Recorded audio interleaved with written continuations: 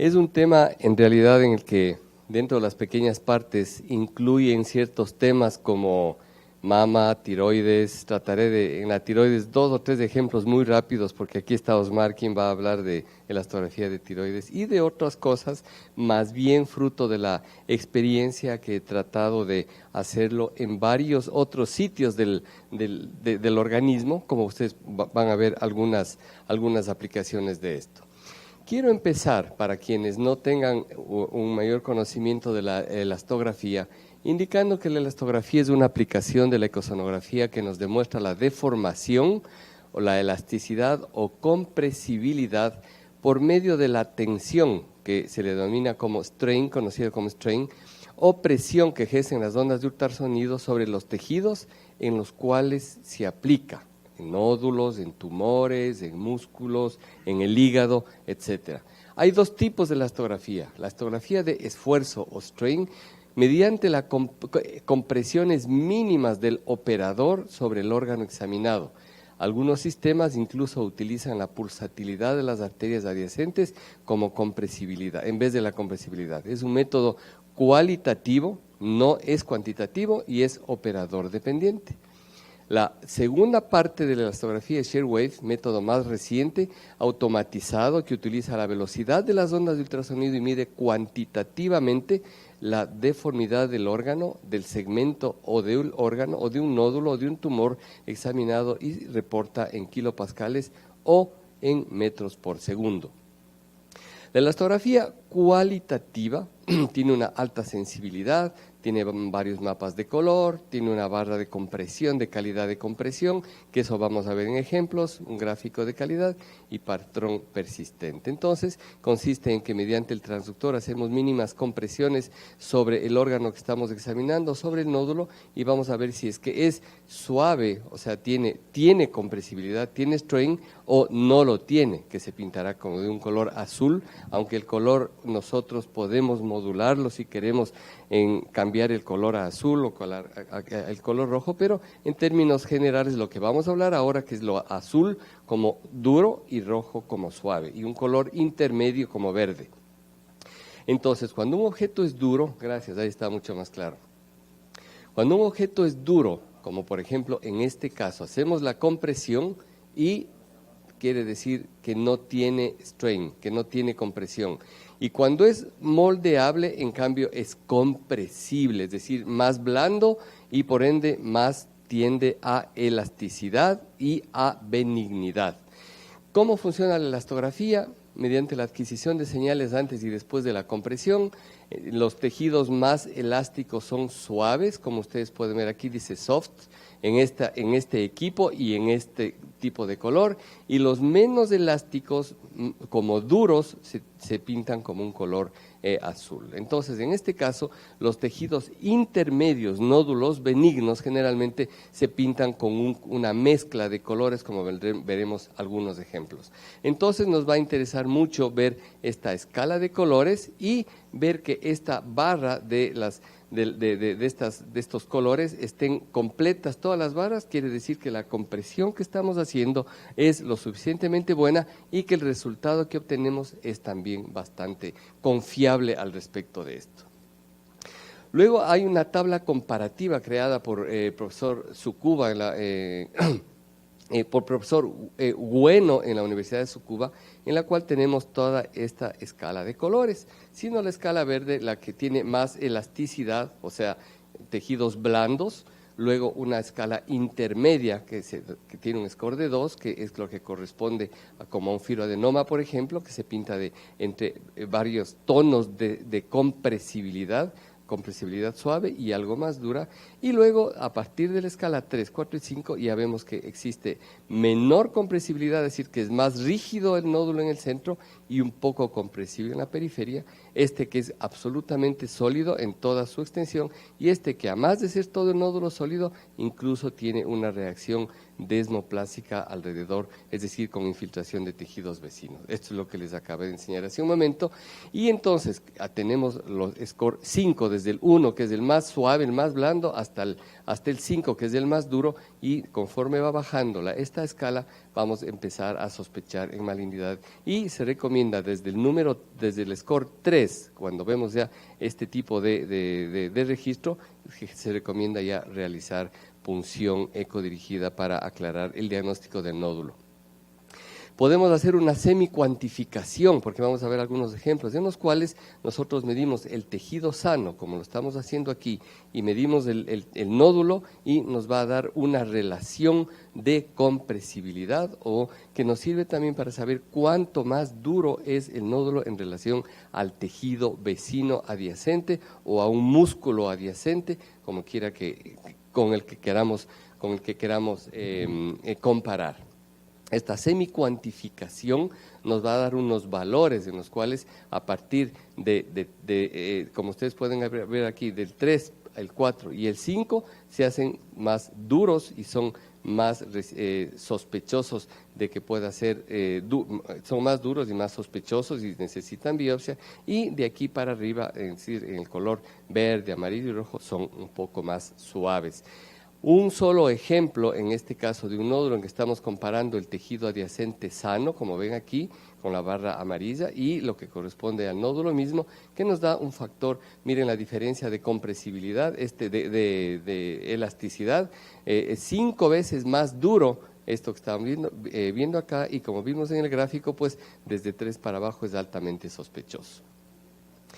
En cambio, el shear wave utiliza energía acústica para comprimir el tejido como si fuera un golpe electrónico.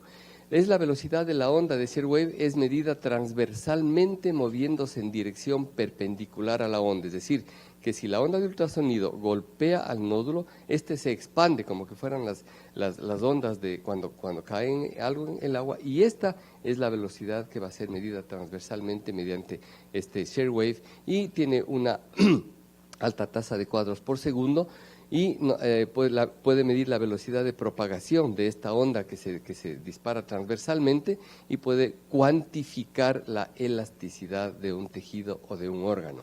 Entonces, nuestro registro va a ser en kilopascales, como estamos viendo en este cuadro, y entonces, de acuerdo a esto, cuando los kilopascales, como vemos aquí, más o menos desde 70 para abajo, hablamos de algo más elástico y no tan duro, y desde 100 para arriba es mucho más duro y más sospechoso de malignidad, de acuerdo a la tabla que estamos analizando. Entonces, aquí, por ejemplo, en esta imagen, como ustedes pueden ver aquí, esta área supuestamente nodular, hacemos una medición y apenas tiene 18 kilopascales en relación al tejido que está adyacente. Sencillamente es un lóbulo de grasa.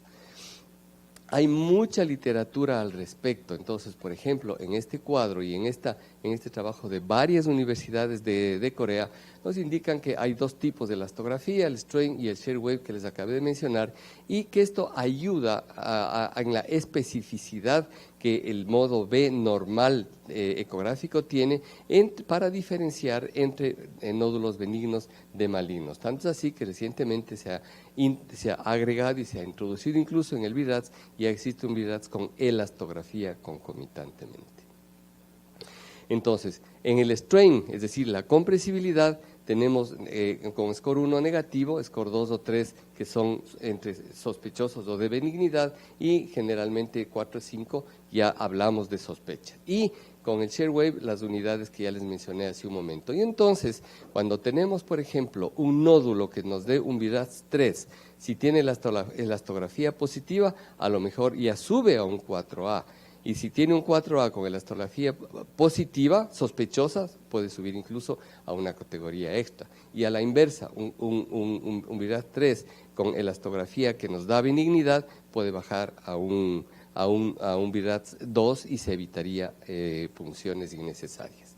¿Dónde aplicamos? Pues en los órganos superficiales, tiroides, mamas, testículos, piel, músculos, articulaciones, digamos tendones de las articulaciones, a nivel del hígado, vasos, riñones. Últimamente el shear wave se está usando muchísimo a nivel del hígado, y eventualmente en ciertas cosas como la próstata, algo del útero, algo del cérvix.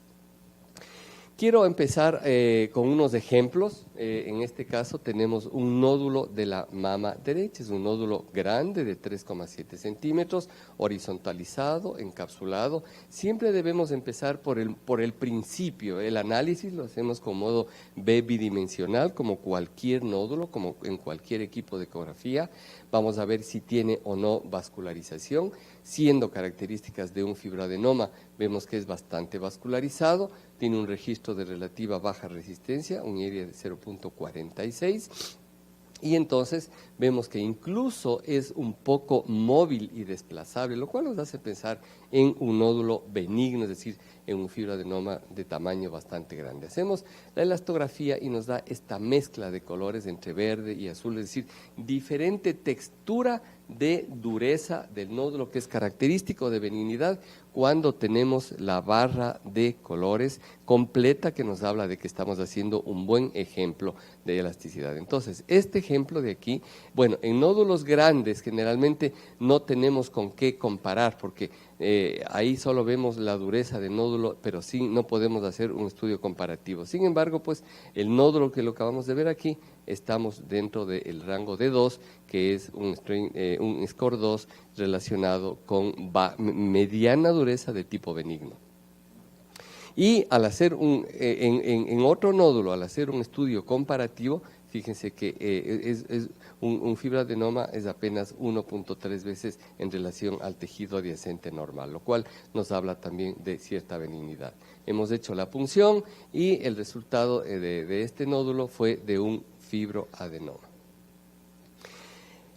Vamos a ver un nódulo del cuadrante superior izquierdo de la mama izquierda con elastografía shear wave. Entonces, aquí está el nódulo, hacemos la elastografía shear wave, en la cual, repito, no es operador dependiente. Nosotros aplastamos el botón y el equipo solito consigue esta imagen en la cual hacemos nuestra medición, y sí la hacemos comparativa con el tejido sano. Entonces, el nódulo en mención tiene 49 kilopascales, una relación de 2.3 entre el tejido sano y el tejido vecino, lo cual, como les decía, de 70 para abajo kilopascales estamos pensando en benignidad. Entonces, el nodulito más se aproxima a un nódulo benigno por estas características, es decir, un fibroadenoma, como ya les había dicho, de 72 para abajo. Entonces, no es tan duro y el resultado fue un fibroadenoma pericanalicular. Muy bien. Seguimos. Vamos a un quiste. En la tabla no les enseñé, pero cuando existe un quiste mamario, que realmente solamente por enseñarles, porque el quiste con el modo bidimensional normalmente lo hacemos el diagnóstico, no necesitamos elastografía ni shear wave, pero bueno, en todo caso pues la vista extendida nos ayuda para ver el tamaño de este nódulo, y es característico esta imagen como de un aliasing, podríamos decir, en el cual vemos los tres colores, vemos un color verde, un color azul y un color rojo como en franjas, que es característico de un quiste. Solo por indicarles cómo se ve un quiste, más no la elastografía nos va a ayudar para en nada para el diagnóstico de un quiste. Y en tiempo real, miren cómo aparecen los tres colores ahí en forma de franjas cuando estamos haciéndolo en relación a un quiste.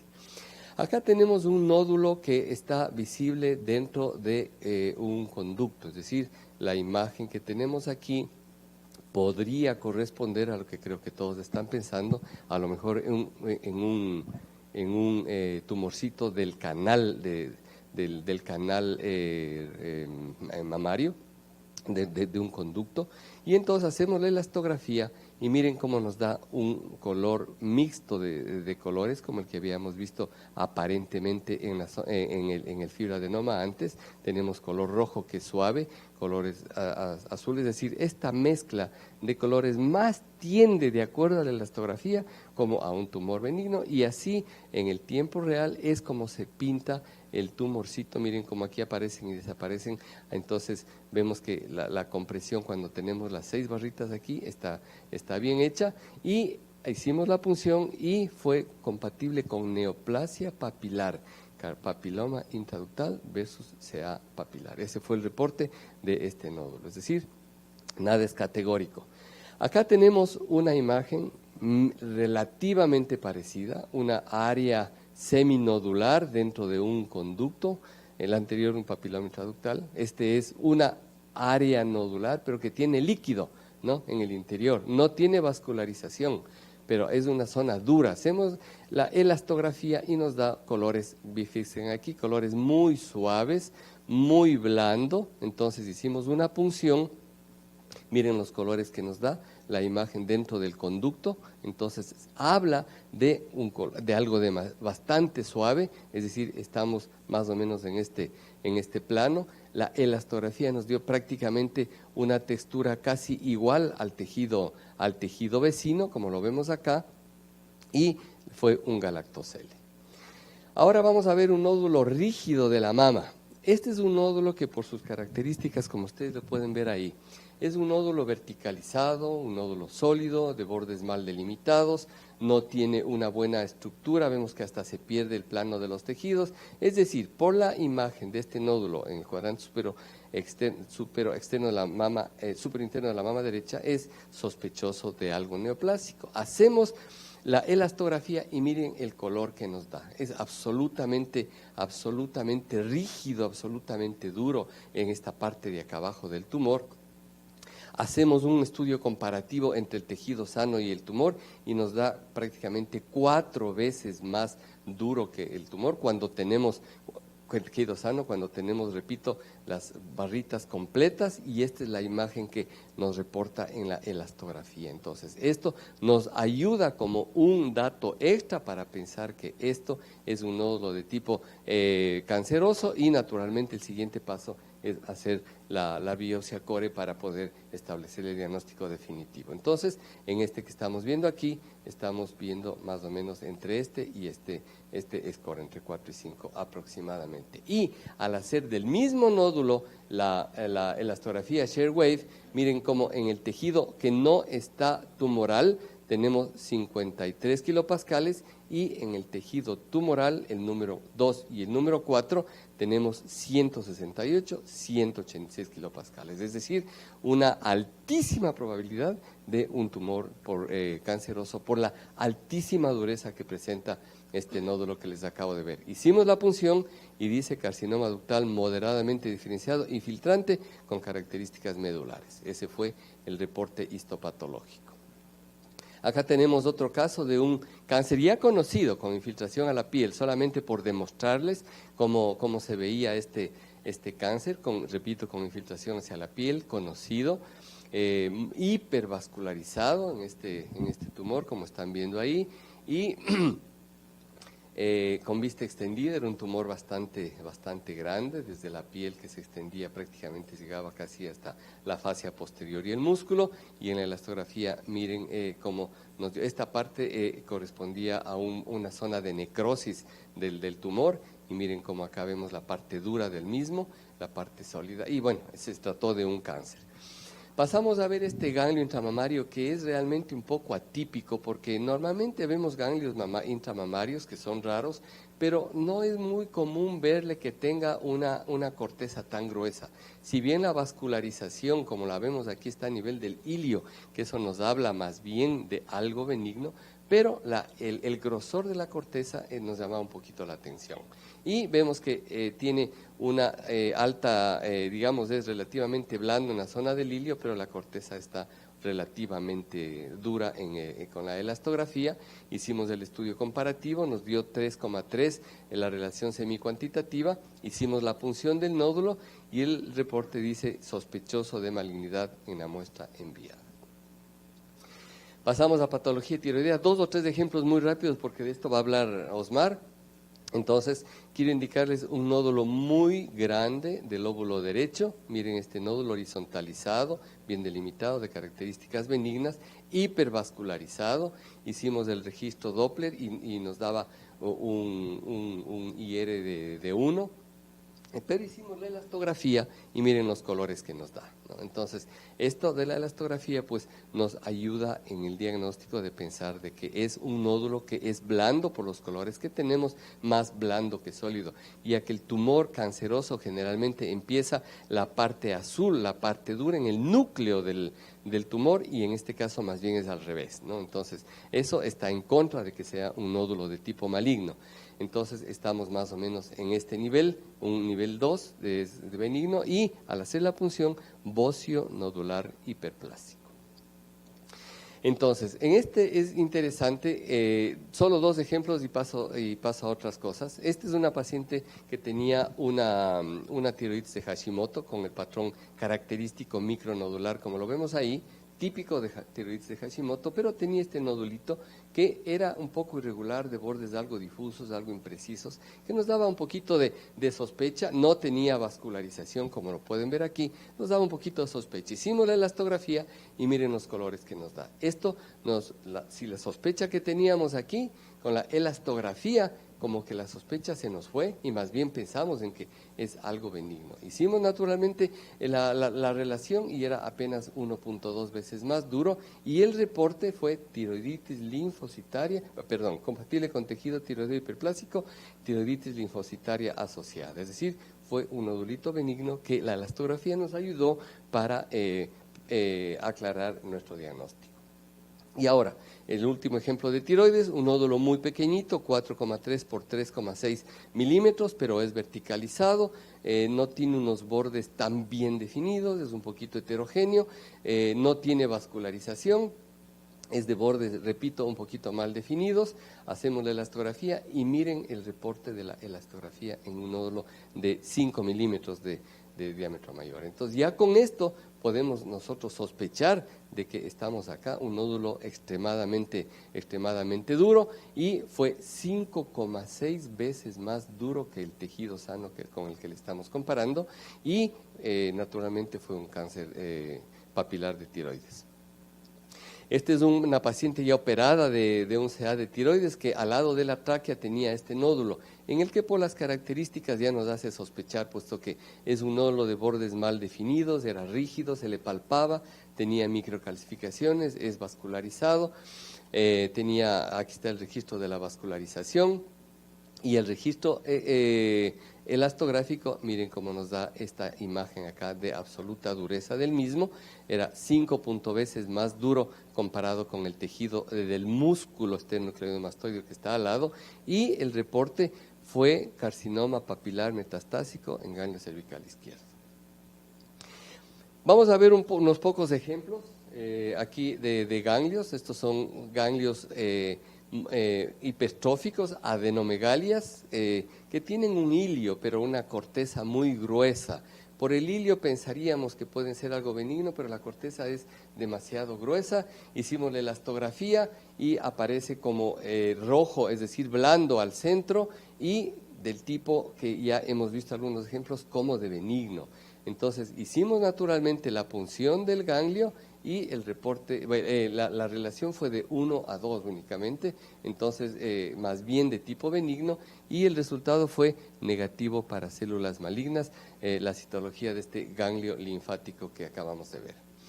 Este otro tipo de adenomegalias a nivel del cuello mismo, adenomegalias o linfonodos muy grandes, vista extendida, muchos nódulos tumorales muy grandes, con vascularización un poco caótica, de alta resistencia, con la diástole muy baja. También hicimos la punción y así es como veíamos tantos ganglios que tenía esta paciente. La relación fue casi 4 veces más duro que el tejido vecino adyacente, y el reporte fue de un linfoma. Y para terminar, les enseño pocos casos que también hemos estado haciendo un poco de trabajo como este, por ejemplo, de un nódulo tiroideo prostático, sólido, hipoecogénico, vascularizado. Hemos hecho el estudio con la elastografía y miren cómo se presenta el nódulo. Aumentamos la ganancia de la elastografía y miren lo azul que se presenta. Y naturalmente, luego de la biopsia, dice positivas. Y tenía nódulos a los 2 lados. Entonces, en el lado izquierdo, positivos para malignidad, y en el lado derecho, en el izquierdo que les acabo de enseñar, positivo para malignidad. Entonces, son datos que nos ayudan en nuestro diagnóstico o para dirigir la aguja de biopsia hacia donde estamos queriendo hacer nuestra biopsia. Este es un caso muy interesante en el cual hicimos esta imagen del útero y teníamos signos de una hiperplasia hipertrófica de tipo glándulo quística, paciente de 40 años. Hicimos la elastografía para probar cómo se ve y ustedes fíjense cómo se ve más blando la zona del endometrio en relación al miometrio. Pero si se fijan en el endometrio, miren esta imagen que tenemos aquí. Y entonces cuando hicimos el registro apareció esta imagen de aquí. Hicimos entonces una histerosonografía y esta imagen de aquí correspondió a un pólipo que normalmente aquí está, más o menos se le avanza a ver aquí. Se corta incluso la línea, pero de inicio no lo vimos. O sea, fue gracias a la elastografía, casos casuales, pero que nos han ayudado. Este es otro caso de una hiperplasia endometrial 18 milímetros, bordes bien regulares, no tiene características de malignidad, glándulo quística, bien uniforme, no tiene vascularización como para hacer diagnóstico diferencial con un cáncer, por ejemplo, y en la elastografía miren cómo se pinta la hiperplasia, es decir, una hiperplasia bastante blanda, para enseñarles cómo fue el reporte que obtuvimos con la elastografía en los casos de una hiperplasia glanduloquística. Y la relación fue prácticamente 1:1 con el tejido vecino. Y fíjense cómo nos dio ese tipo de relación de imagen elastográfica en la hiperplasia endometrial. Muy bien. Esto es un mioma y solamente quería enseñarles lo duro al respecto, en cambio de la hiperplasia, lo duro como aparece un mioma en la elastografía, y este sí era 4 veces más duro que el tejido miometrial vecino adyacente. Y luego, ya para terminar, 2 ejemplos más de cosas superficiales. Estas son imágenes de pacientes post-histerectomía, post-cesárea, que después de varios años de tener una cesárea, empiezan con dolor en la cicatriz de la cesárea, tienen una bola dura en la cicatriz de la cesárea, hacemos el estudio y nos aparece esta imagen, que si ustedes les digo, esto es la mama, ustedes van a decir, es un cáncer, a leguas, pero realmente esto estamos hablando a nivel de la cicatriz de la pared del hipogastrio, una cicatriz de la cesárea. A veces incluso hay algún vaso sanguíneo que puede inmiscuirse dentro de esta imagen que reúne características como que fuera de malignidad. El registro es de alta resistencia. Fíjense, una vista extendida por la cicatriz de la cesárea, la imagen que se ve ahí. El registro elastográfico es de alta dureza. Así es como se comporta esta patología, y no sé si lo hayan visto, pero estos son focos de adenomiosis en la cicatriz de la cesárea, ¿no? Focos de adenomiosis que con alguna frecuencia se pueden ver. Y miren cómo se comporta, ¿no? Sencillamente es adenomiosis de la pared abdominal. Y dentro de la parte superficial, es un nódulo en la zona preescapular izquierda, es decir, acá atrás de la paleta, en el cual vemos aquí el nódulo, y el registro elastográfico, miren cómo se comporta como un nódulo entre blando y más suave, ¿no? Inclusive característico pues de un lipoma subcutáneo de partes blandas. Entonces la elastografía sí nos ayuda un poco en nuestra concepción del diagnóstico. Si comparamos el tejido vecino con el tejido lipomatoso, prácticamente tienen la misma textura y la misma dureza. Y con el registro Sharewave del mismo nódulo, fíjense que apenas tiene entre 11 y 15 kilopascales de dureza, lo cual nos da una mayor certeza de benignidad. Bueno, estos nódulos de la pared, un poquito se traslocó esta imagen de la pared de la adenomiosis, pueden estar en cualquier espesor de la pared del abdomen, pueden estar subcutáneos, pueden estar casi a nivel de la fascia muscular, pueden estar en el medio del músculo recto abdominal o por debajo de los mismos inclusive, y se comportan con imágenes de este tipo. Son diferentes pacientes y que hay que tomarlos en cuenta porque pueden hacer confundir con algún proceso canceroso, y siempre hay el antecedente de cesáreas previas. El uso combinado es la última, el uso combinado de la elastografía más el Doppler color y el modo B. Miren cómo aumenta la sensibilidad, la especificidad, y la sensibilidad cuando usamos la combinación de de las tres de estas tres cualidades de los equipos actuales aumenta nuestra especificidad. Muchas gracias.